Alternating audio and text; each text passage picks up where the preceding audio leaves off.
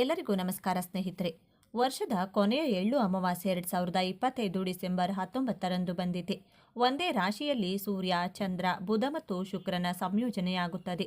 ಈ ಸಂಯೋಗದಲ್ಲಿ ಬುಧಾದಿತ್ಯ ಯೋಗ ಮತ್ತು ಲಕ್ಷ್ಮೀನಾರಾಯಣ ಯೋಗವು ಸೇರಿರುತ್ತದೆ. ಅಂತಹ ಪರಿಸ್ಥಿತಿಯಲ್ಲಿ ಈ ಬಾರಿಯ 8 ರಾಶಿಚಕ್ರ ಚಿಹ್ನೆಗಳಿಗೆ ತುಂಬಾ ಮಂಗಳಕರವಾಗಿರುತ್ತದೆ. ಈ ಅಮಾವಾಸ್ಯೆಯಂದು 4 ಗ್ರಹಗಳ ಸಂಯೋಜನೆ ಮತ್ತು ತಾಯಿಯ ಆಶೀರ್ವಾದ ಮತ್ತು ಪೂರ್ವಜರ ಆಶೀರ್ವಾದದಿಂದ ಯಾವ ರಾಶಿಚಕ್ರದವರಿಗೆ ಲಾಭವಿದೆ ಎಂದು ತಿಳಿಯೋಣ. ಅದಕ್ಕೂ ಮುನ್ನ ನೀವಿನ್ನು ಚಾನಲ್ಗೆ ಸಬ್ಸ್ಕ್ರೈಬ್ ಆಗಿಲ್ಲ ಅಂದರೆ ಈಗಲೇ ಸಬ್ಸ್ಕ್ರೈಬ್ ಆಗಿ, ಹಾಗೆ ವಿಡಿಯೋಗೆ ಲೈಕ್ ಮಾಡಿ, ವಿಡಿಯೋ ಸ್ಕಿಪ್ ಮಾಡದೆ ಕೊನೆ ತನಕ ನೋಡಿ. ಎಲ್ಲರೂ ಭಕ್ತಿಯಿಂದ ಓಂ ಶ್ರೀ ಮಹಾಲಕ್ಷ್ಮಿ ನಮಃ ಅಂತ ಕಮೆಂಟ್ ಮಾಡಿ. ಮೇಷರಾಶಿ. ಅಮಾವಾಸ್ಯೆಯಂದು ಪೂರ್ವಜರ ಆಶೀರ್ವಾದ ಪ್ರಭಾವದಿಂದ ಮೇಷರಾಶಿಯ ಜನರು ಈ ಬಾರಿ ಬಹಳಷ್ಟು ಪ್ರಯೋಜನಗಳನ್ನು ಪಡೆಯಲಿದ್ದಾರೆ. ಈ ಬಾರಿ ಮಹಾಲಯದಲ್ಲಿ 4 ಶುಭ ಗ್ರಹಗಳು ಕಾಕತಾಳೀಯವಾಗಿದ್ದು, ಈ ಯೋಗವು ನಿಮ್ಮ ವಿರೋಧಿಗಳ ಮೇಲೆ, ನಿಮ್ಮ ಶತ್ರುಗಳ ಮೇಲೆ ಜಯವನ್ನು ನೀಡುತ್ತದೆ. ವೃತ್ತಿ ಮತ್ತು ವ್ಯವಹಾರದಲ್ಲಿ ಯಾವುದೇ ಸವಾಲುಗಳು ಬರುತ್ತಿದ್ದರೂ ನೀವು ಅವುಗಳನ್ನು ಜಯಿಸಿ ಯಶಸ್ಸಿನ ಉತ್ತುಂಗವನ್ನು ತಲುಪುತ್ತೀರಿ. ಉದ್ಯೋಗವನ್ನು ಬದಲಾಯಿಸಲು ಯೋಜಿಸುತ್ತಿರುವವರು ಉತ್ತಮ ಕೊಡುಗೆಯನ್ನು ಪಡೆಯಬಹುದು. ಅನಾರೋಗ್ಯ ಪೀಡಿತರ ಆರೋಗ್ಯ ಸುಧಾರಿಸಲಿದೆ. ಈ ರಾಶಿಚಕ್ರದ ವಿದ್ಯಾರ್ಥಿಗಳು ಸ್ಪರ್ಧಾತ್ಮಕ ಪರೀಕ್ಷೆಗಳಲ್ಲಿ ಯಶಸ್ಸನ್ನು ಪಡೆಯಬಹುದು. ನಿಮ್ಮ ಪ್ರಯತ್ನಗಳನ್ನು ಇಟ್ಟುಕೊಳ್ಳಿ. ಪ್ರೇಮ ಜೀವನದ ವಿಚಾರದಲ್ಲಿ ಸಂಯಮದಿಂದ ಪ್ರಾಯೋಗಿಕವಾಗಿ ಕೆಲಸ ಮಾಡಬೇಕು. ಇಲ್ಲದಿದ್ದರೆ ಪ್ರೀತಿಯಿಂದ ಒತ್ತಡಕ್ಕೆ ಸಿಲುಕುವಿರಿ. ಜೀವನ ಸಂಗಾತಿಯ ಹುಡುಕಾಟದಲ್ಲಿರುವವರು ಅವರ ಹುಡುಕಾಟವನ್ನು ಈ ವರ್ಷ ತಾಯಿಯಿಂದ ಪೂರ್ಣಗೊಳಿಸಬಹುದು. ಹೊಸ ಸವಾಲಿನ ಕೆಲಸಗಳನ್ನು ನಿರ್ವಹಿಸಲು ಸಿದ್ಧರಾಗಿರಿ. ಇಂದು ಕುಟುಂಬದ ಜವಾಬ್ದಾರಿಗಳು ಹೆಚ್ಚಾಗಲಿವೆ. ಆಸ್ತಿಗೆ ಸಂಬಂಧಿಸಿದ ನಿರ್ಧಾರಗಳಿಗೆ ಇಂದು ಉತ್ತಮ ದಿನವಾಗಿದೆ. ಕೆಲವರು ಸಾಮಾಜಿಕ ಕಾರ್ಯಕ್ರಮಗಳಲ್ಲಿ ಉತ್ಸಾಹದಿಂದ ಪಾಲ್ಗೊಳ್ಳುವರು. ಪ್ರೇಮ ಸಂಬಂಧಗಳಲ್ಲಿ ಮಧುರತೆ ಇರುತ್ತದೆ. ಪ್ರೀತಿಯ ಜೀವನದ ಆಹ್ಲಾದಕರ ಕ್ಷಣಗಳನ್ನು ಆನಂದಿಸುವಿರಿ. ಇಂದು ನಿಮ್ಮ ಆರೋಗ್ಯದ ಬಗ್ಗೆ ನಿರ್ಲಕ್ಷ್ಯ ವಹಿಸಬೇಡಿ. ಪ್ರತಿದಿನ ಯೋಗ ಮತ್ತು ಧ್ಯಾನ ಮಾಡಿ. ವೃಷಭ ರಾಶಿ. ಈ ಅಮಾವಾಸ್ಯೆಯ ದಿನದಂದು ಗ್ರಹಗಳ ರಾಜ, ರಾಣಿ, ರಾಜಕುಮಾರರೊಡನೆ ಶುಕ್ರನ ಸಂಯೋಗವು ವೃಷಭ ರಾಶಿಯವರಿಗೆ ಸಂತೋಷದ ಅವಕಾಶವನ್ನು ತಂದಿದೆ. ಈ ರಾಶಿಯವರಿಗೆ ಆತ್ಮವಿಶ್ವಾಸ ಹೆಚ್ಚುತ್ತದೆ. ಸಾಮಾಜಿಕ ಮಟ್ಟದಲ್ಲಿ ನಿಮ್ಮ ಭಾವನೆಗಳನ್ನು ನೀವು ಅತ್ಯುತ್ತಮ ರೀತಿಯಲ್ಲಿ ವ್ಯಕ್ತಪಡಿಸಬಹುದು. ಅದು ನಿಮಗೆ ಸಾಮಾಜಿಕ ಮಟ್ಟದಲ್ಲಿ ಖ್ಯಾತಿಯನ್ನು ತರುತ್ತದೆ. ಪ್ರೇಮ ಸಂಬಂಧದಲ್ಲಿರುವ ಈ ರಾಶಿಯವರಿಗೆ ಸಮಯ ಕೂಡ ಉತ್ತಮವಾಗಿರುತ್ತದೆ. ಪ್ರೇಮ ಜೀವನದಲ್ಲಿ ಸಾಮರಸ್ಯವು ಕಂಡುಬರುತ್ತದೆ. ಕೆಲವರು ಹೊಸ ಪ್ರೇಮ ಸಂಬಂಧವನ್ನು ಪ್ರಾರಂಭಿಸಬಹುದು. ಈ ರಾಶಿಯ ಕೆಲವರಿಗೆ ಮಕ್ಕಳ ಕಡೆಯಿಂದ ಸಂತಸ ಸಿಗಲಿದೆ. ಮಕ್ಕಳ ಮದುವೆಗೆ ಆಲೋಚಿಸುತ್ತಿರುವವರಿಗೆ ಪ್ರಯತ್ನ ಸಫಲವಾಗಲಿದೆ. ಕಲಾಲೋಕದೊಂದಿಗೆ ಸಂಬಂಧ ಹೊಂದಿರುವವರಿಗೆ ಅವರ ಕಲೆಯಿಂದ ಲಾಭ ಮತ್ತು ಗೌರವ ಸಿಗುತ್ತದೆ.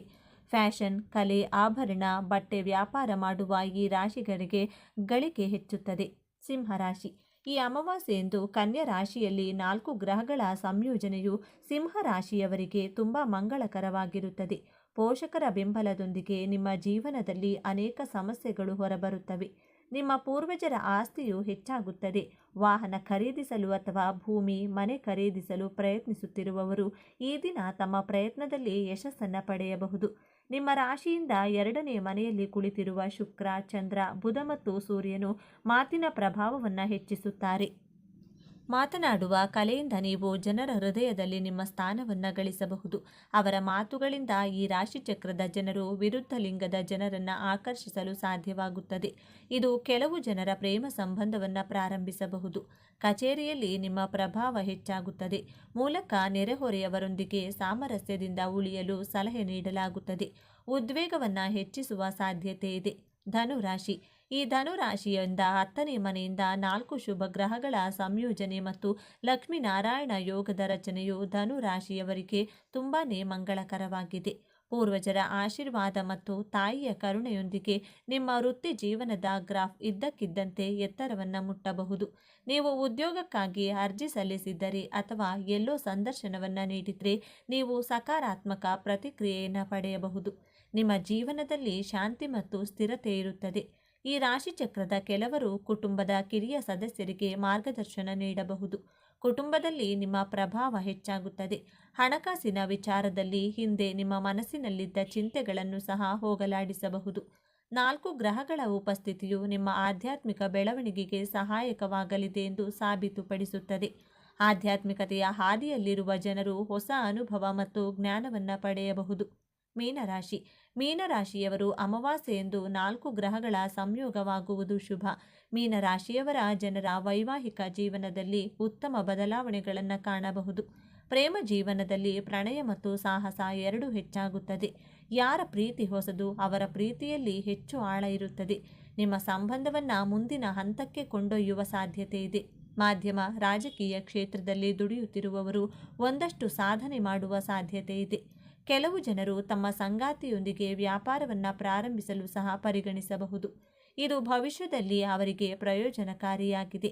ಮಾನಸಿಕವಾಗಿಯೂ ಉತ್ತಮ ಬದಲಾವಣೆಗಳನ್ನು ಕಾಣುವಿರಿ. ಮೀನರಾಶಿಯ ಜನರು ಭೌತಿಕ ಸಂತೋಷದ ಸಾಧನಗಳನ್ನು ಸಹ ಪಡೆಯುತ್ತಾರೆ. ಕುಂಭರಾಶಿ. ಕುಂಭರಾಶಿಗೆ ಸೇರಿದ ಜನರಿಗೆ ಶನಿದೇವನು ಮೀನರಾಶಿಯಲ್ಲಿ ಚಲಿಸುವುದು ಬಹಳಷ್ಟು ಶುಭವನ್ನುಂಟು ಮಾಡಲಿದೆ. ಈ ಸಮಯದಲ್ಲಿ ಶನಿಯು ಕುಂಭರಾಶಿಯ ಲಾಭ ಮತ್ತು ಆದಾಯದ ಮನೆಯಲ್ಲಿ ಚಲಿಸುವನು.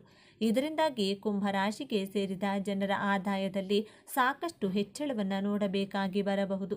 ಕುಂಭರಾಶಿಗೆ ಸೇರಿದ ವಿದ್ಯಾರ್ಥಿಗಳು ಓದು ಅಥವಾ ಸ್ಪರ್ಧಾತ್ಮಕ ಪರೀಕ್ಷೆಗೆ ತಯಾರಿಯನ್ನು ನಡೆಸುತ್ತಿದ್ದರೆ ಈ ಸಮಯದಲ್ಲಿ ನಿಮ್ಮ ಕಠಿಣ ಪರಿಶ್ರಮಕ್ಕೆ ಸಕಾರಾತ್ಮಕ ಫಲಿತಾಂಶ ದೊರಕುವ ಯೋಗ ಕೂಡಿ ಬರುವುದು. ಈ ಸಮಯದಲ್ಲಿ ನಿಮಗೆ ಹೊಸ ಹೊಸ ಅವಕಾಶಗಳು ಗೋಚರಿಸುವುದು ಮತ್ತು ವೃತ್ತಿ ಜೀವನದಲ್ಲಿ ಮುಂದೆ ಸಾಗಲು ಉತ್ತಮ ಮಾರ್ಗಗಳನ್ನು ಪಡೆಯುವಿರಿ. ಇದರೊಂದಿಗೆ ಕುಂಭರಾಶಿಗೆ ಸೇರಿದ ಜನರು ಧಾರ್ಮಿಕ ಅಥವಾ ಕುಟುಂಬದಲ್ಲಿ ಮಂಗಳ ಕಾರ್ಯಕ್ರಮಗಳಲ್ಲಿ ಭಾಗವಹಿಸುವ ಅವಕಾಶವನ್ನು ಪಡೆಯುವಿರಿ. ಈ ಅವಧಿಯಲ್ಲಿ ಹೂಡಿಕೆಯನ್ನು ಮಾಡೋದ್ರಿಂದ ಕುಂಭರಾಶಿಯವರಿಗೆ ಅತ್ಯಂತ ಹೆಚ್ಚಿನ ಲಾಭ ದೊರಕುವ ಸಂಭವವಿರಲಿದೆ. ಮಿಥುನ ರಾಶಿ. ಮಿಥುನ ರಾಶಿಗೆ ಸೇರಿದ ಜನರಿಗೆ ಶನಿಯ ಈ ಸಂಚಾರವು ನಿಮ್ಮ ಕರ್ಮದ ಮನೆಯಲ್ಲಿ ಸಂಭವಿಸುವುದು. ಇದು ನಿಮ್ಮ ವೃತ್ತಿ ಜೀವನ ಮತ್ತು ಕೆಲಸದ ಸ್ಥಳದೊಂದಿಗೆ ಸಂಬಂಧವನ್ನು ಹೊಂದಿದೆ. ಹಾಗಾಗಿ ಈ ಸಮಯದಲ್ಲಿ ನಿಮ್ಮ ಕಠಿಣ ಪರಿಶ್ರಮಕ್ಕೆ ತಕ್ಕಂತಹ ಉತ್ತಮ ಫಲವನ್ನು ಪಡೆಯುವಿರಿ ಹಾಗೂ ನಿಮ್ಮ ಕೆಲಸಗಳನ್ನು ಎಲ್ಲರೂ ಹೊಗಳುವ ಸಾಧ್ಯತೆ ಹೆಚ್ಚಾಗಿರಲಿದೆ. ಮಿಥುನ ರಾಶಿಗೆ ಸೇರಿದ ಜನರು ಕೆಲಸವನ್ನು ಮಾಡುತ್ತಿದ್ದರೆ ಈ ಅವಧಿಯಲ್ಲಿ ಉನ್ನತ ಅಧಿಕಾರಿಗಳ ಸಂಪೂರ್ಣ ಬೆಂಬಲವನ್ನು ನೀವು ಪಡೆಯುವಿರಿ ಮತ್ತು ಬಡ್ತಿ ದೊರಕುವ ಅವಕಾಶವೂ ಕೂಡ ಲಭಿಸಲಿದೆ. ವ್ಯಾಪಾರವನ್ನು ಮಾಡುವ ಮಿಥುನ ರಾಶಿಗೆ ಸೇರಿದ ಜನರಿಗೆ ಈ ಸಮಯವು ಬಹಳಷ್ಟು ಅನುಕೂಲಕರವಾಗಿರುವುದು. ಈ ಅವಧಿಯಲ್ಲಿ ನಿಮಗೆ ಹೊಸ ಗ್ರಾಹಕರು ಲಭಿಸುವ ಸಂಭವವಿದೆ ಮತ್ತು ನಿಮ್ಮ ಆದಾಯವನ್ನು ಹೆಚ್ಚಿಸಲು ಹೊಸ ಹೊಸ ಮಾರ್ಗಗಳು ಕೂಡ ಗೋಚರಿಸುವುದು. ನ್ಯಾಯಾಲಯಕ್ಕೆ ಸಂಬಂಧಿಸಿದಂತೆ ಯಾವುದಾದರೂ ಪ್ರಕರಣ ನಡೆಯುತ್ತಿದ್ದರೆ ಅದರಲ್ಲಿ ತೀರ್ಪು ನಿಮ್ಮ ಪರವಾಗಿ ಬರುವ ಸಂಭವ ಬಹಳಷ್ಟು ಹೆಚ್ಚಾಗಿರುವುದು. ಇದರಿಂದಾಗಿ ನೀವು ಸಾಕಷ್ಟು ಸಂತೋಷದಿಂದಿರುವಿರಿ. ಮಕರ ರಾಶಿ. ಮಕರ ರಾಶಿಗೆ ಸೇರಿದ ಜನರಿಗೆ ಶನಿದೇವನ ಈ ಸಂಚಾರವು ನಿಮ್ಮ ಸಾಹಸ ಮತ್ತು ಪ್ರಯತ್ನಗಳಿಗೆ ಸಂಬಂಧಿಸಿದ 3ನೇ ಮನೆಯಲ್ಲಿ ಸಂಭವಿಸಲಿದೆ. ಇದರಿಂದಾಗಿ ನಿಮ್ಮ ಕೆಲಸವನ್ನು ಮಾಡುವ ಸಾಮರ್ಥ್ಯ, ಆತ್ಮವಿಶ್ವಾಸ ಮತ್ತು ಪರಾಕ್ರಮದಲ್ಲಿ ಬಹಳಷ್ಟು ವೃದ್ಧಿಯನ್ನು ಹೊಂದಬಹುದಾಗಿದೆ. ಬಹಳ ಸಮಯದಿಂದ ನ್ಯಾಯಾಲಯಕ್ಕೆ ಸಂಬಂಧಿಸಿದ ಯಾವುದಾದರೂ ಕೆಲಸ ಅಪೂರ್ಣಗೊಂಡಿದ್ದರೆ ಈ ಅವಧಿಯಲ್ಲಿ ಅವು ಪೂರ್ಣಗೊಳ್ಳುವ ಸಂಭವ ಸಾಕಷ್ಟು ಹೆಚ್ಚಾಗಿರುವುದು. ಇದರಿಂದಾಗಿ ನೀವು ಯಶಸ್ಸನ್ನು ಗಳಿಸುವಿರಿ. ವ್ಯಾಪಾರವನ್ನು ಮಾಡುವ ಮಕರ ರಾಶಿಗೆ ಸೇರಿದ ಜನರು ಈ ಸಮಯದಲ್ಲಿ ಹಠಾತ್ ದೊಡ್ಡ ಲಾಭವನ್ನು ಪಡೆಯುವ ಸಾಧ್ಯತೆ ಇದೆ ಮತ್ತು ಸರ್ಕಾರಿ ಕೆಲಸಕ್ಕೆ ಸಂಬಂಧಿಸಿದಂತೆ ನೀವು ಬಲವಾದ ಸ್ಥಾನವನ್ನು ಹೊಂದುವಿರಿ. ನಿಮ್ಮ ಸಾಮಾಜಿಕ ಪ್ರತಿಷ್ಠೆಯು ಈ ಅವಧಿಯಲ್ಲಿ ಹೆಚ್ಚಾಗಲಿದೆ ಮತ್ತು ಹೊಸ ಸಂಪತ್ತು ಅಥವಾ ವಾಹನವನ್ನು ಖರೀದಿಸುವ ಯೋಗವೂ ಕೂಡ ಸೃಷ್ಟಿಯಾಗುವುದು. ಜೊತೆಗೆ ಈ ಅವಧಿಯಲ್ಲಿ ಮಕರ ರಾಶಿಗೆ ಸೇರಿದ ಜನರು ತಮ್ಮ ಸಹೋದರ ಸಹೋದರಿಯರ ಸಂಪೂರ್ಣ ಬೆಂಬಲವನ್ನು ಪಡೆಯುವ ಸಂಭವ ಹೆಚ್ಚಾಗಿರುವುದು. ಸ್ನೇಹಿತರೆ, ಈ ಮಾಹಿತಿ ನಿಮಗೆ ಇಷ್ಟವಾಗಿದ್ದಲ್ಲಿ ದಯವಿಟ್ಟು ಶೇರ್ ಮಾಡಿ, ಲೈಕ್ ಮಾಡಿ ಮತ್ತು ನಮ್ಮ ಚಾನಲ್ಗೆ ಸಬ್ಸ್ಕ್ರೈಬ್ ಆಗಿ. ಎಲ್ಲರೂ ಭಕ್ತಿಯಿಂದ ಓಂ ಶ್ರೀ ಶನೇಶ್ವರ ನಮಃ ಅಂತ ಕಮೆಂಟ್ ಮಾಡಿ. ಧನ್ಯವಾದಗಳು.